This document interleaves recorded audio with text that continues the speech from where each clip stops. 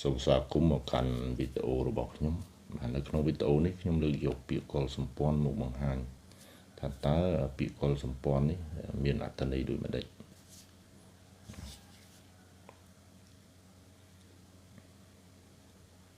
ពាក្យកលសម្ព័ន្ធនេះគឺមានន័យថាជាសម្ព័ន្ធនៃវងតកូលកញ្ចងស្ពានមេត្រីតាក់ទងគ្នាពីតកូលមួយទៅតកូលមួយឬមនុស្សដែលប្រមូលផ្ដុំគ្នាជាវងតកូលហើយស្ថិតនៅក្រោមអំណាចតែមួយបាទនេះគឺជាអត្ថន័យរបស់ពាក្យកលសម្ព័ន្ធមនុស្សមួយក្រុមប្រមូលផ្ដុំគ្នារស់នៅជាក្រុមមានមេដឹកនាំម្នាក់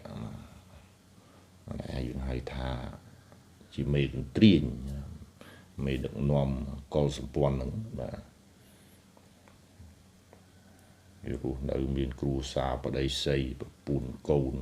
ជុំគ្នាអញ្ចឹងទៅបាទជាក្រុមកលសម្ព័ន្ធន័យមួយទៀតបាទកលសម្ព័ន្ធនេះគឺជាសម្ព័ន្ធនៃវងតកូលមនុស្សដែលប្រមូលផ្ដុំគ្នារស់នៅជាវងតកូលក្រោមអំណាចមនុស្សតែម្នាក់កលសម្ព័ន្ធគឺជាក្រុមសង្គមមនុស្សមួយប្រភេទដែលគេជឿថាមានបុព្វបុរសរួមឬជាក្រុមមនុស្សដែលរួមគ្នា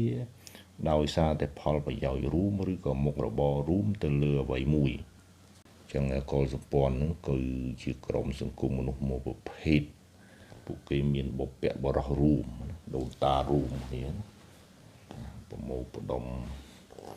រស់នៅជាមួយគ្នាស្ថិតនៅក្រោមការដឹកនាំរបស់មនុស្សម្នាក់ដែលមានអំណាចសិទ្ធិអំណាចធំលើសពីប្រចាំកលសម្ព័ន្ធ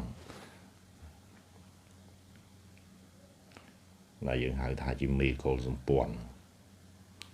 បាទកលសម្ព័ន្ធនេះគឺជាក្រុមមនុស្សមួយប្រភេទដែលជារឿយៗតាក់ទងទៅនឹងគ្រួសារសាច់ញាតិរស់នៅជាមួយគ្នាបាទ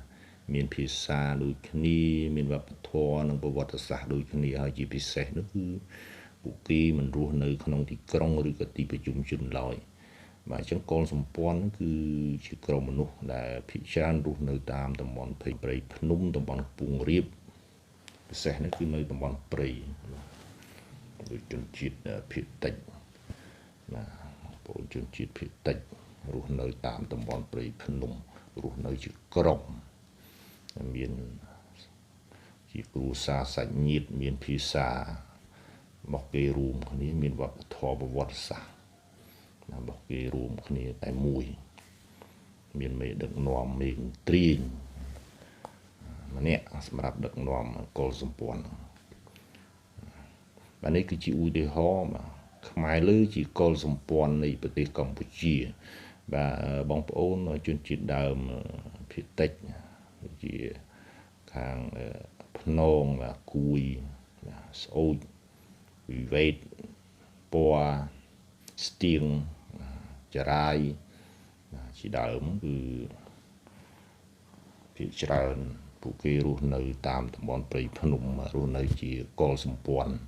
តាមមួយក្រុមហើយកលសម្ព័ន្ធមួយហ្នឹងគឺគេរស់នៅជាមួយគ្នាបម្រើឲ្យផលប្រយោជន៍របស់គេរួមគ្នាអាស្រ័យផលទៅលើការបរបាញ់សត្វការបេះផ្លែឈើឬក៏អនុផលព្រៃឈើ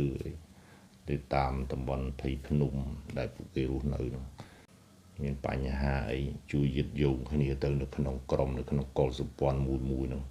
បាទសូមអរគុណច្រើនសម្រាប់ការទស្សនាវីដេអូរបស់ខ្ញុំតាំងពីដើមរហូតដល់ចប់បាទសូមអរគុណបាទ